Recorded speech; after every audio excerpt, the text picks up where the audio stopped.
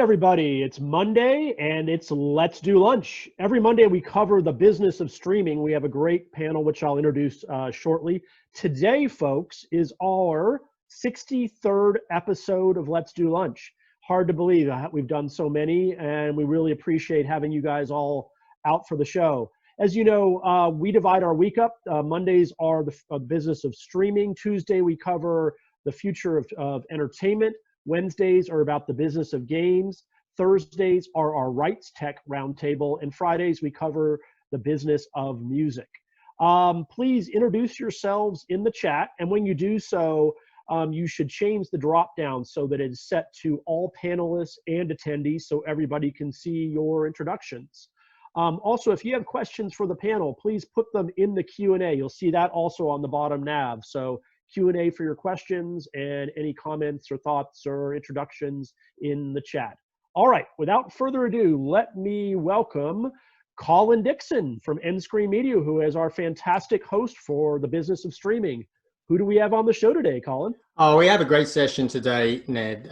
We are talking to Jennifer Gomez, who's Director of Product Marketing and Monetization at TiVo Xperi. Jennifer, welcome. And we have Christopher Ambrozic, also from TiVo, and he is VP of Product, rather. Welcome everybody. Have a great show. Thank you, Ned. So I asked Jen and Chris to join us because they have just released the Q1 Video Trends Report. And if you've been following my blog, you've already seen me I've written a couple of pieces leveraging the data. I love the Video Trends Report because it gives me an opportunity to sort of step back and see the broader trends in the market, see what's really going on with the average American and Canadian, I should say. It also covers Canada. So it's a really good way for you to get a really overview of what's going on. So now, with that said, we are going to be talking about a lot of that data today. I encourage you to put your questions in the Q&A window. If I can, I'll be inserting those as we go. And once we get going, I will actually put the URL for where you can go to sign up to download the free report, the Video Trends Report for Q1. I encourage you to do that, and I encourage you to come back on a regular basis to pick up the latest version. So that said, why don't I turn to you, Jen, and you, Christopher. So why don't you give us a sort of, one of the things I loved about the report this time is it started with the number of services that people are using. And it's a very big number, I think. So why don't you tell us about how you came up with that number and give us a snapshot of what people are doing with their television services right now. So why don't we start with you, Christopher, and then we'll go to you, Jen.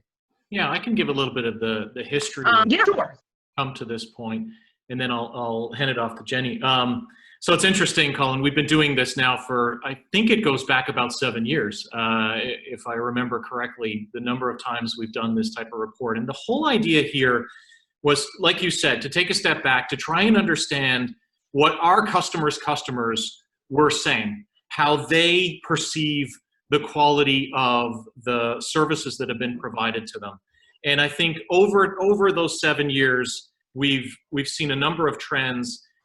More recently, of course, getting to this sort of high-level number that you allude to in terms of how many different types of streaming services they're utilizing. And we've done this in this report now for a few quarters. I'll turn it to Jenny to do the big unveil, but the numbers continue to surprise us, right? It's amazing. And then you sit back and you realize, yeah, wait a minute, how many of these services do I have on my phone or I have on my streaming device? And it's remarkable how significant this number has become. Jenny. Yeah, sure. Thanks, Chris. And thanks, Colin. So yes, we found in this report, and we split things out in this report for the first time in a way we've never done before. We split out the survey between broadband only consumers and pay TV consumers. And we did that for a number of reasons, but we found that pay TV consumers have up to 7 services, video services, that they use to consume content, which is crazy. The broadband number is a little lower, but it's virtually 5. which tells you a lot that a lot of those services are streaming services, right? So, and we did include, and it's fair to note too that in that number we do include YouTube and Facebook as video service providers, which is important to note. Some people don't include social media when they're doing these kinds of surveys. But yeah, up to 7 if for pay TV consumers specifically, which is bananas. I mean, that's just how fragmented and how much time is spent sort of juggling all of these services. I mean, you only have to go back, what, a few years, and that number is going to be basically 1, right? 100%. Yeah. It's nuts. It's just crazy. And now there's lots of really interesting information in here. And one of the formulations I like is you go in and you look at the mix of services that people are using. So could you just tell us about what are some of the popular blendings of services out there? And maybe you can, I don't know if you can contrast and compare the broadband only to the pay TV, or if you don't have that, just give us the bigger bundles that people are creating for themselves. Yeah. So we do. So it is a little different for broadband only and pay TV. Obviously with pay TV, one of the top bundles is always going to be, you're always going to have pay TV as one of the 3. And we did them in groups of 3. So for pay TV, it's pay TV, YouTube, and Netflix. So it's cable, YouTube, and Netflix. For broadband only, it's YouTube, Amazon Prime Video, and Netflix. So you're definitely going to see Netflix at the top. And you're generally always going to see YouTube. You get a little bit further down. And so, right, so pay TV, YouTube, and Netflix is about 35% of the population is the bundle. And then YouTube, Amazon Prime, and Netflix for broadband only subscribers is about 25.3%. So pretty significant, and pretty significant that Amazon is quite that high as well. You don't see much Apple Plus or Apple TV on the lists. You see some Hulu as it starts to get lower, and we also saw Disney Plus get introduced closer to the bottom of the list, but we anticipate that will rise higher in the next quarter. So how about the virtual MVPDs, Chris? Are they receiving much usage at the moment? I think they are. I think we're seeing that not only Sling TV, but YouTube TV and others. I think they're all strong. I think the challenge, of course, is, and we probably feel the same way, just anecdotally, in terms of our own households and our own lives. You have to juggle all of these things. So I think, as you know, it's one thing. We started doing this sort of bundle analysis of maybe a couple of years ago. And as you start migrating more recently, it's harder and harder for these places to get up and get themselves seen and get themselves observed and subscribed to. Disney Plus, of course, being one that is, done very well. But when you think about, Peacock coming online, others coming online, it becomes a very crowded environment, and it's hard for people to juggle all those different services inside of their households. Right, you bet. And you mentioned Peacock. That, of course, goes live for all of us. If you're a Comcast customer, you already have it. But that goes live for us on Wednesday. So hopefully you'll be including that in your next survey to see how many people actually pick it up. Disney Plus is particularly, it's a pretty amazing story, right? That would have been included probably for the first time in your survey. And it showed up, right? It did show up. Yeah, we even did, we tested it a little bit in the last report, and it wasn't data that we published, but in Q4 2019, we asked whether or not Disney Plus was going to be something you would subscribe to or be one of your top services. And we found that, I think it was something like 47% of folks that we surveyed were interested in Disney Plus at that time already. So they did a great job marketing it, and absolutely, I mean, the proprietary content that they were able to sort of keep in their walled garden is second to none. And I think it's really speaks to how important the content itself is when you have all these services sort of the streaming services warring against each other. But I think you raised an interesting point, Jenny. It is going to become a battle. It's going to become a battle for our eyeballs. I certainly liked what Disney Plus brought to the table right away. I mean, my household, like anybody else, is a very attractive offering. The question then is, how do you stay relevant? It's easy to switch out of these things. It's easy to drop one, pick one up. pick it for a month, drop it for a month, etc. And so the question is, I mean, Netflix has done this very well, right? They've invested the money in terms of keeping their content fresh and constantly having exclusive content. It's going to be interesting to see how the others do the same in order to keep us subscribed month over month. Yeah, I wonder if what we're going to begin to see is people grab, you know, as your formulations show, there's like a core set of services that they pay for each month. And then when somebody comes out with something that they particularly want to see, they go sign up for a month, watch it, and then they're gone again. Maybe a lot of people did that with Disney Plus for Hamilton last weekend during July 4th. And I wonder, did you get, I think you probably looked at TiVo data as opposed to the survey data for this, but did you get a sense of what's happened during this particularly stressful time when people have been locked up at home? What sort of changes in habits did you observe from your data? I think, so we ran the report, we ran the survey like right before quarantine, and we supplemented the survey data with some of our own internal viewership data that we were looking at, just to sort of get a general idea of those consumption trends right after lockdown. I think it's a wait and see. I think it's a little early to tell. I think I have two kind of predictions, I guess, of what I think is going to happen. I think with a lot of people, and you know, with people's economic statuses in flux, I think we're going to see a lot of churn. But it's going to be, I'm very interested to see whether or not people will sacrifice other things to keep their entertainment services, because it's so important when you're at home. And I'm also curious to see what's going to happen with ad-supported services, which offer consumers more free content, and they just have to watch ads. So maybe people will move more to the AVOD services, or if people are just going to be like, well, I'm going to sacrifice, maybe I'll sell my second car, but I'm never going to cut my cable because all I'm doing is watching TV. So I'm very curious. I think for the next report, we're really going to start to see those trends really emerge. But my personal belief is it's going to go in one of those two directions. Yeah, Chris, one of the things I noticed from the data was that the people with pay TV, they pay on average about $80, I think, more. Maybe it wasn't quite $80, but it was significantly more than the people who are just broadband only on their television entertainment. Does that put a target on pay TV when things get tough? Inevitably, yes, especially if sports doesn't come back. As an avid sports watcher, you know, I find it intriguing what's happening with the various leagues, to see the latest daily updates on, you know, what's happening with Major League Baseball and whether or not they're coming back. So certainly the pay TV providers can do themselves a service by helping get the sports back, or the leagues can do themselves a service by doing so. But at the same time, right, look at what happened in the last couple of weeks. YouTube TV increased their rates. There was somebody else, I forget, sorry, apologies, that somebody else increased their rates. And so it's almost coming to the point at which some of these things are on par with each other.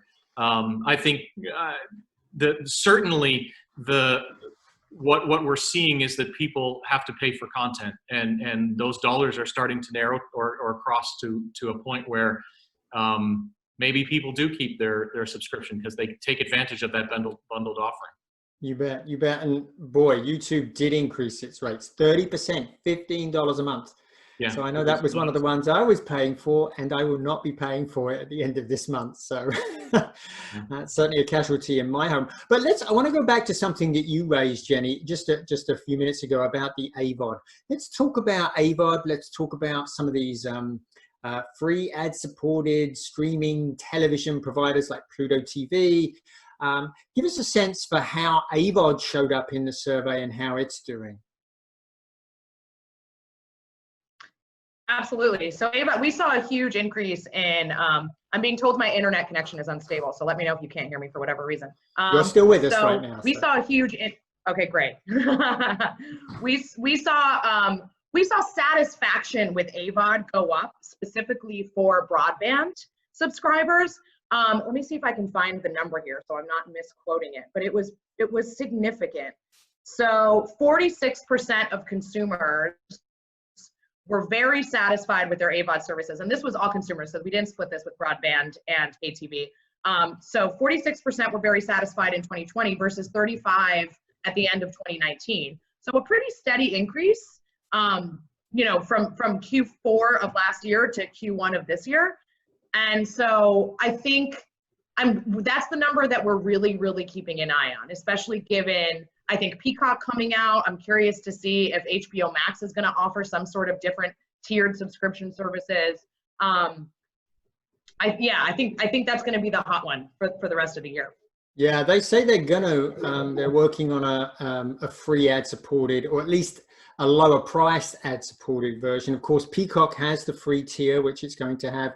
Although I noticed that they included Premier League Soccer, but you have to subscribe if you're going to watch the Premier League Soccer. That's one of the conditions. But Chris, it seems like an ideal time for AVOD right now, doesn't it? Perfect storm. I think so. I think if you combine what those catalogs have to offer with some ability to extract and essentially do personalization on helping pull out the content that matters to you or matters to me, then I think there can be a good combination there. I think we don't approach a Pluto catalog. I don't mean to disparage, you know, any one catalog or another. I'll just use it as an example. We don't approach a Pluto or AVOD catalog in the same way we might approach a Disney Plus catalog. And so the question, the challenge then is, how do you extract, how do you help each individual user understand that catalog has a ton of value for them, right? There's a long tail of content there. Am I going to watch it all? Absolutely not. But there's probably some really key critical pieces that I would love to consume. And so I think part of the challenge is marrying this AVOD content, larger catalog, with then the concept of getting the right content in front of the right user at the right time. Right, that's always a challenge, of course. One of the things I loved actually in the report was that you actually asked people, you know, about their advertising supported experience. And it was remarkably positive, and actually a relatively small number, but significant number, said that they were willing to buy out of the ads. Jenny, tell us about that. What did you find? How are people really reacting to the ad experience, and how many of them say that they would buy out of the ads? So yeah, it was, we were surprised as well. Most respondents said they would be, said they actually they don't mind or actually like watching commercials if it means they don't have to pay for content. I think it was something in like the 80-something percentile of folks that are like, I don't mind it if it means I get to watch what I love to watch for free, you know? It was a pretty small percentage. I think it was something in like the 26 percentile area of how many of folks that would actually pay extra to go the ad-free route. So it's almost, and I expect, especially given quarantine, I expect that number of folks that are willing to pay more for the ad-free experience, I expect that number to continue to be fairly negative. I think it's really content, like super content lovers that don't really care to have that experience interrupted. I think most folks will generally deal with ads if it means they can get what they want. I wonder if what we're seeing is that people are using AVOD maybe outside of their premium viewing time, and they're using SVOD during prime time when they really want that focused viewing experience. Any thoughts on that?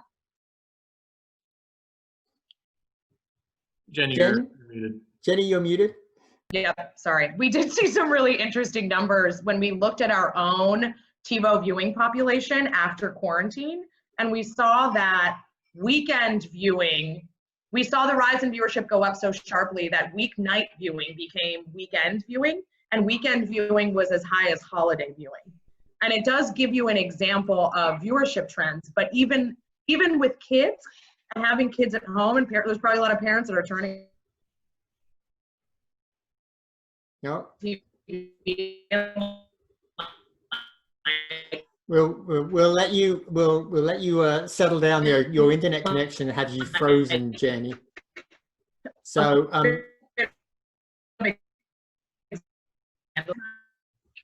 Jenny, if you can hear us, if you could just mute yourself for a minute while your connection settles out. Thank you. So Chris, this is the AVOD space.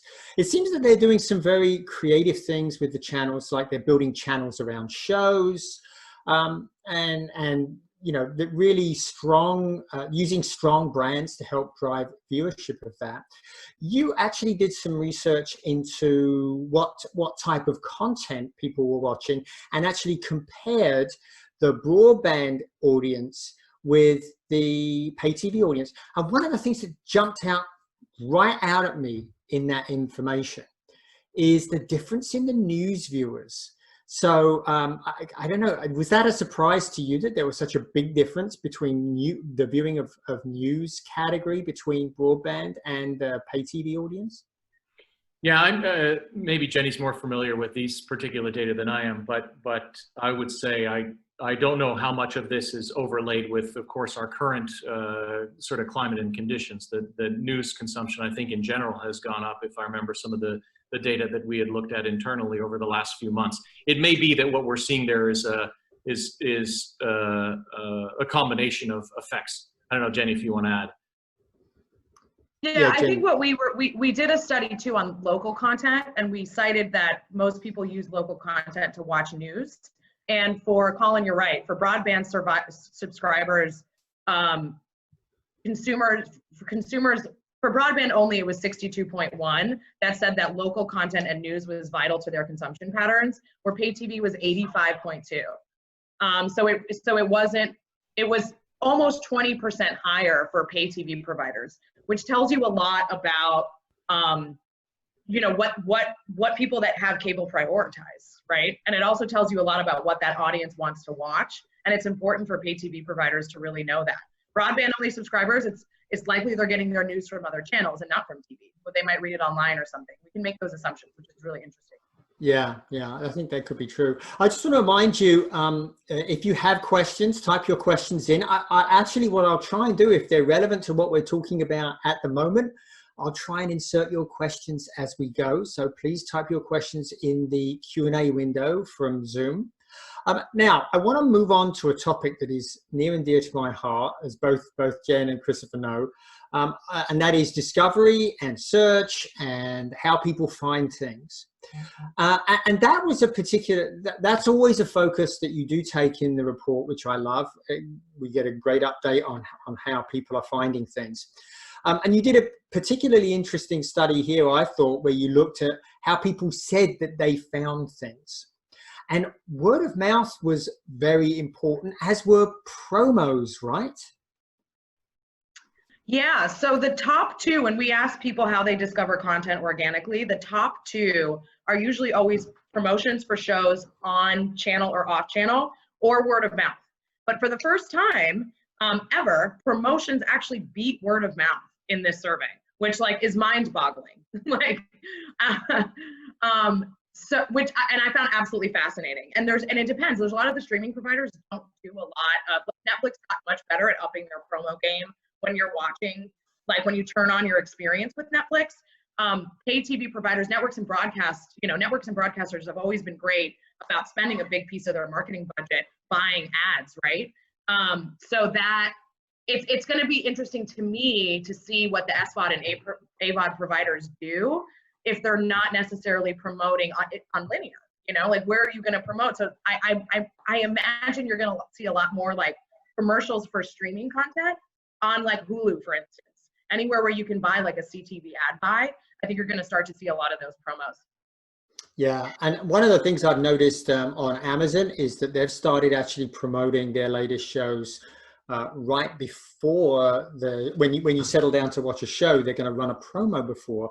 Unfortunately, it's not very well targeted, although maybe that will get more targeted now that Amazon is allowing profiles. So I guess we have to wait and see there. But that's a pretty big impact on the experience, isn't it, Christopher? Isn't that changing the experience quite a lot? Yeah, certainly. I think it's underscoring the message that recommendations and personalization and the way in which people discover things is table stakes at this point, right?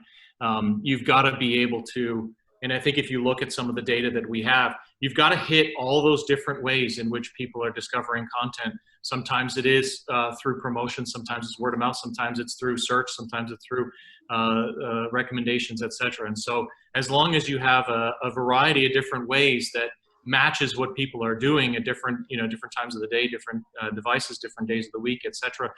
There's no one silver bullet that people listen to or they follow when they're discovering content. It's a combination of things.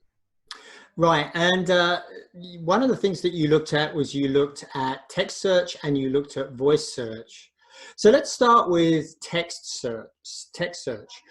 That continues to be a big way that people discover content.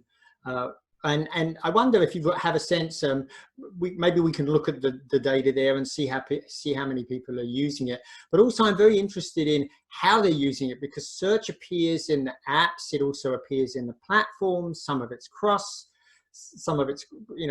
service, some of it's service specific.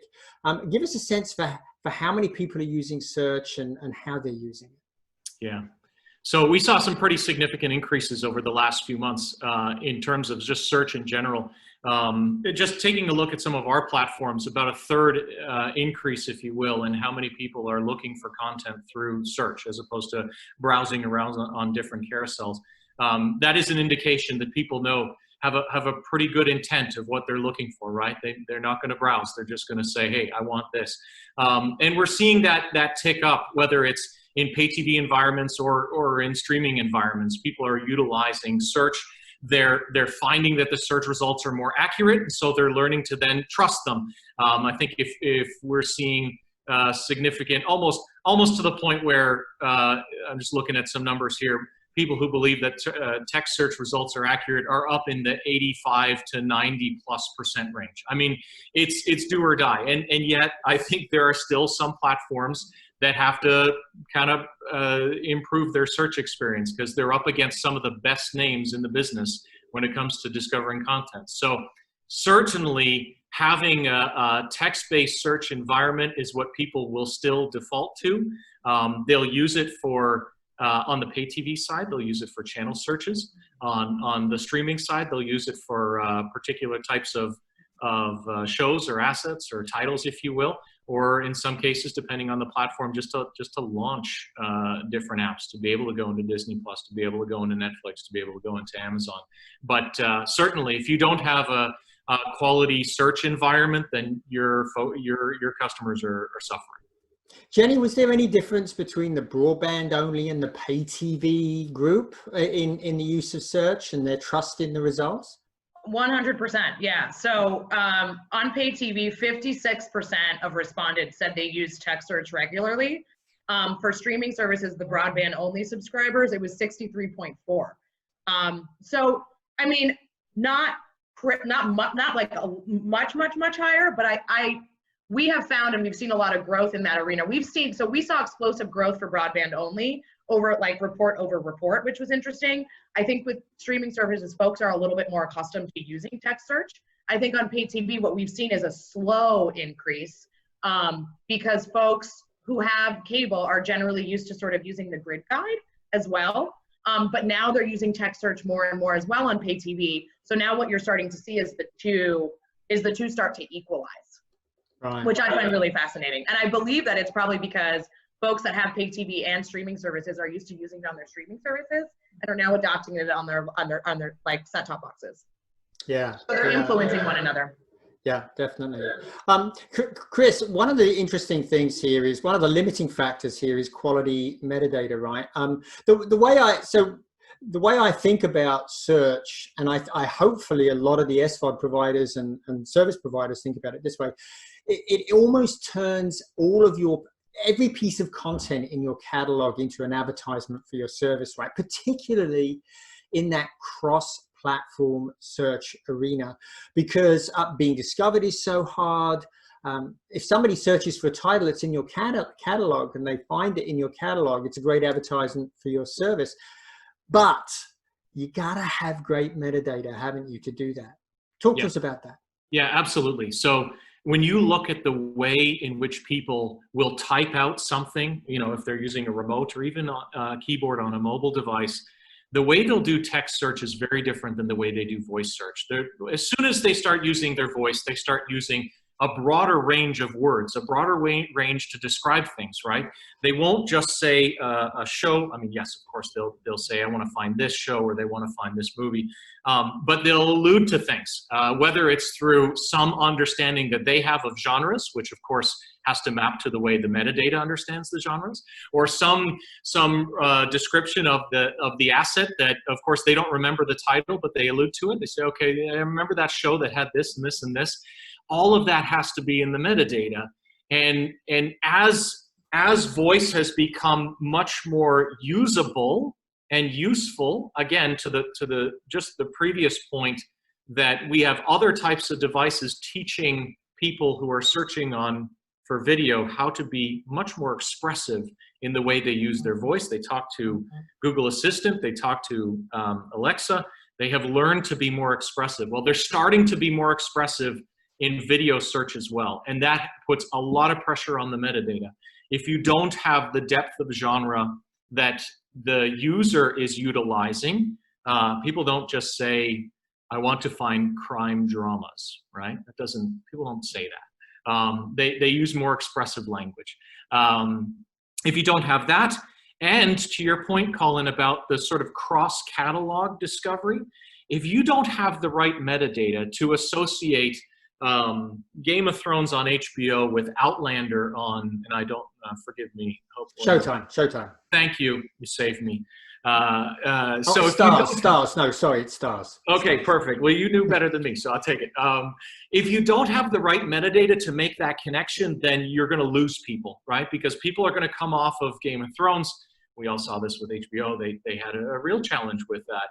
And then what's the next thing that you drive to? All of that requires metadata.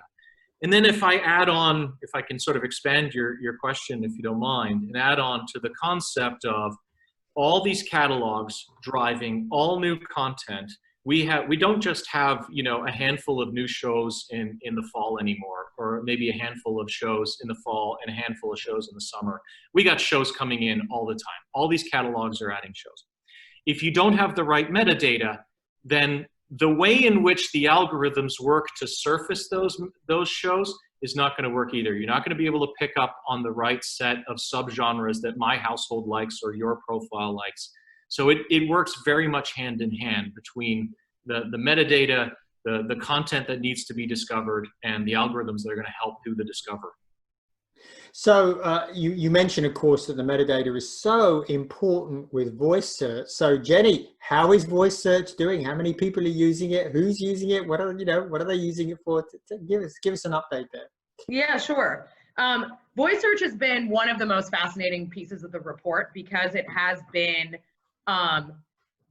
sort of the slowest adoption of all of those technologies that we talk about in the report. But it steadily increases. So satisfaction with voice search has been steadily increasing. Adoption has been steadily increasing, but it's been very slow, which is super interesting. And I don't know if it's just because it's taking a while for people to get accustomed to basically talk to a device. It's not a major comfort zone for folks yet. But I think as more and more people sort of have home assistants and more people get accustomed to talking to Alexa and Siri and Google, like we're just going to start to see more and more growth, I think, there as well. But it's been slow. It's been slow, and I think a lot of it too, to Chris's point, is that it's been difficult as people get more expressive to sort of keep up with a lot of the terms that people are using. So folding in the right metadata, it's also just, it's like a longer development process, I think, than some of the rest of the tech as well. So you have to get consumers to like keep trusting it over and over. Yeah. You know, it's interesting. Sorry, I want to riff on what you said, Jenny. I was shocked on Saturday. My kids, I think it was the 13-year-old that was using the remote at the time, she started doing a text search. And I sort of look at her and I say, honey, like, just use your voice. And I think, yes, I think voice has from nascent beginnings in the video world or in the pay TV environment or pay TV and streaming, it has gone from zero to a significant increase of usage. But even then, it's still got a ways to go. The trust has to be there, and the comfort. As much as as much as I don't mind participating in these things, sorry, Colin, I'm not going to watch this thing again because I don't want to hear my voice, right? And I was thinking about when my daughter said that to me, I was thinking, well, why sometimes I don't use my voice, you know, maybe because I don't want to hear it. There's a lot of data we still want to learn. Yeah, I have Alexa. Oh, shouldn't say that. She woke up. I have Google, the Google Assistant as well. And what I found is there are certain things that I use them for, and I tend not to use them outside of that set of things because when I've tried, it's not worked very well. Is that a factor that people have tried using the voice systems and then, you know, they didn't have a good experience and decided that they didn't want to use voice systems afterwards? Is that potentially a problem?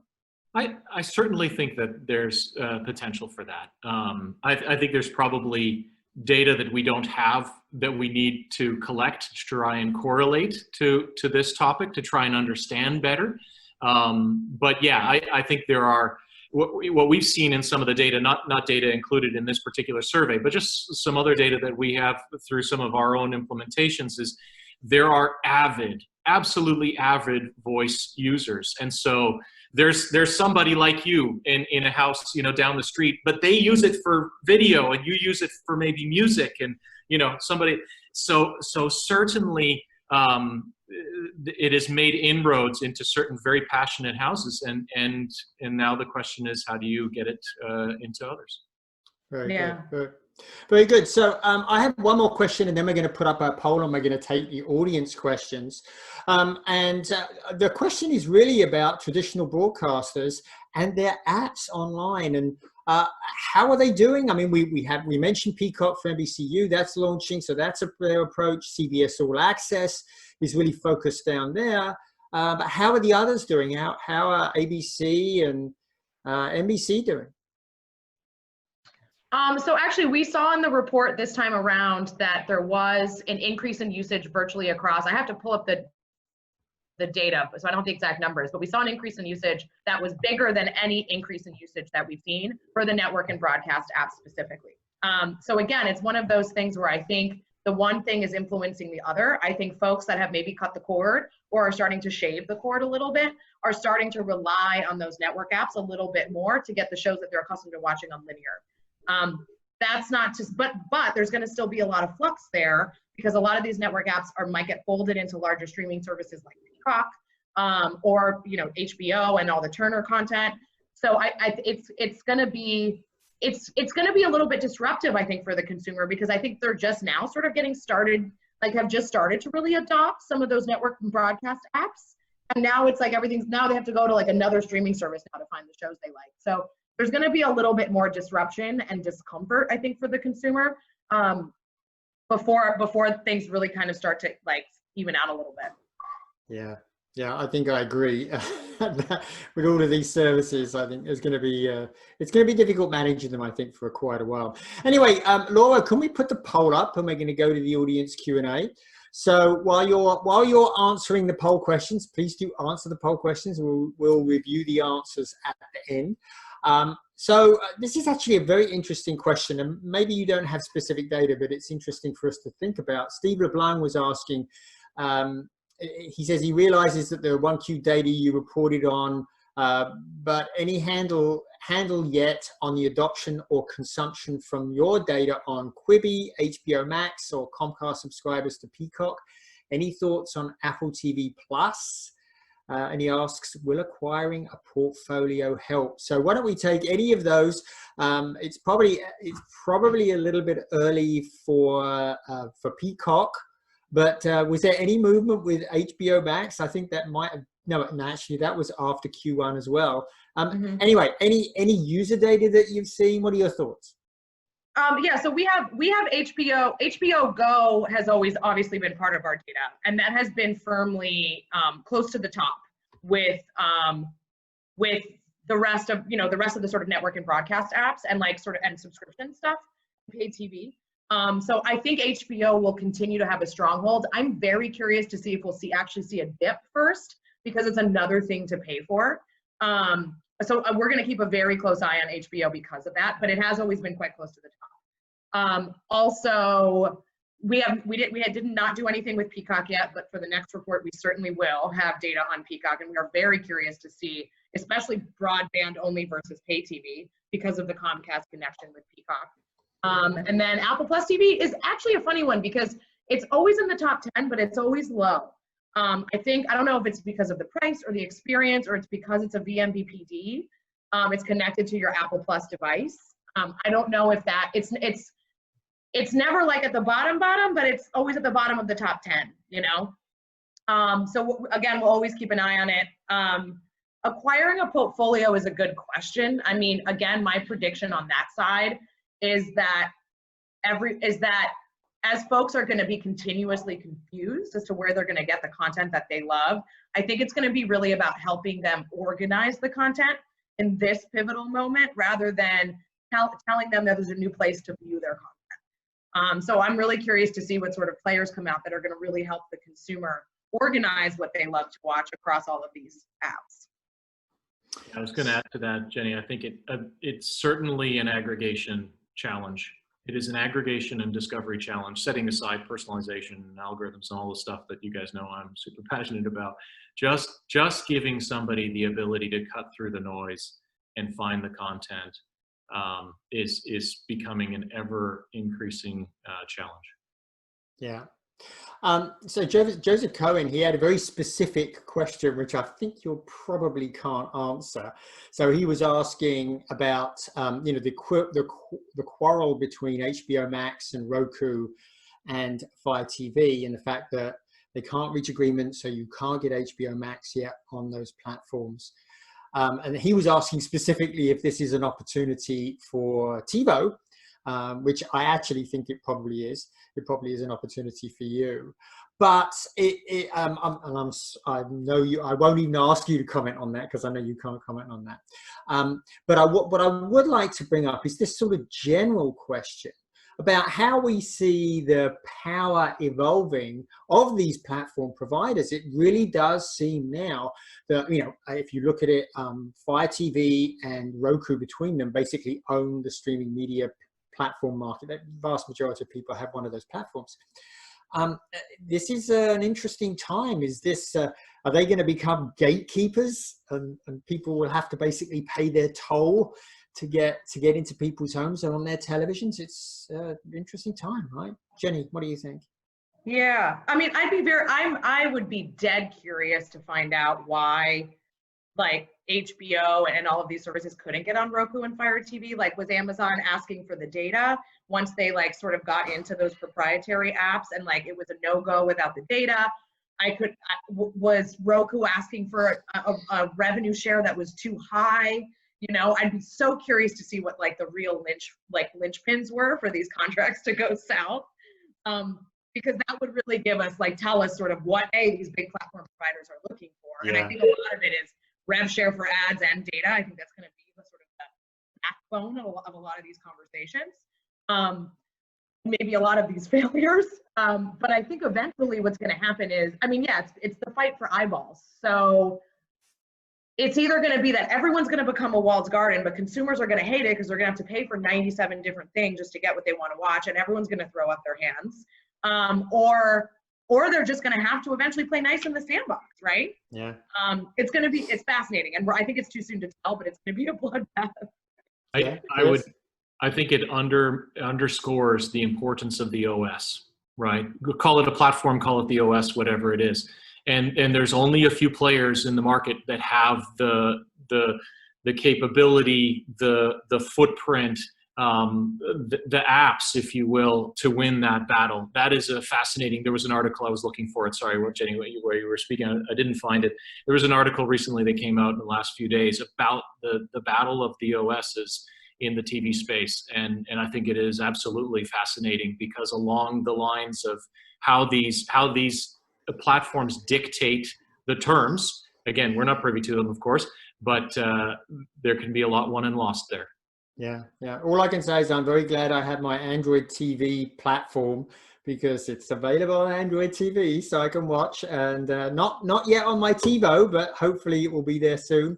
I will say one of the sticking points I'm willing to bet a lot is the fact that there are millions of people who have subscribed to HBO Now through Amazon channels.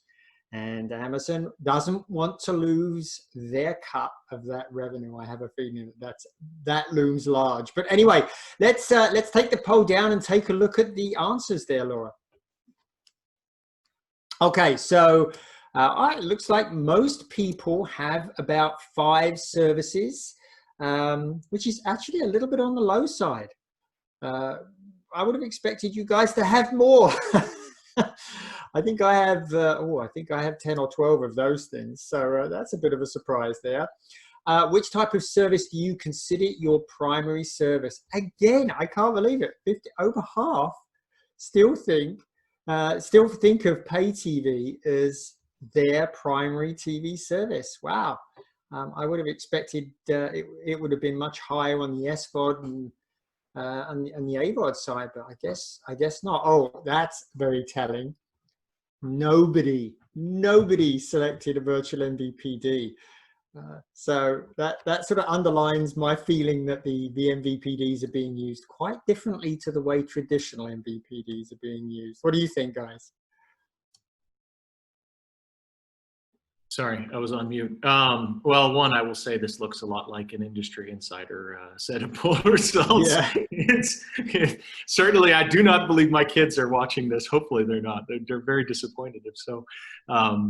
Yeah, and the last one. The last one really does, doesn't it? Yeah, a lot more people using voice search here than in your survey. Well, Jenny, Christopher, this has been a delight. Thank you so much for joining us. And maybe you'll come back and talk to us when you release the Q2 survey. This has been a delight. So thank you both. Thank you very much, Colin. And Ned, back to you. Thank you, Colin. And thank you, Jenny and Christopher. Really appreciate having you guys on the show today. So folks, we're going to... Thank you so much for having me. You're very welcome. We're going to be off for the next 3 days. We're producing a private event Tuesday, Wednesday, Thursday. So we will be sending out details on the next Let's Do Lunch, which will probably be this Friday. But look for an announcement for us by email. Take care, everybody. Have a great week.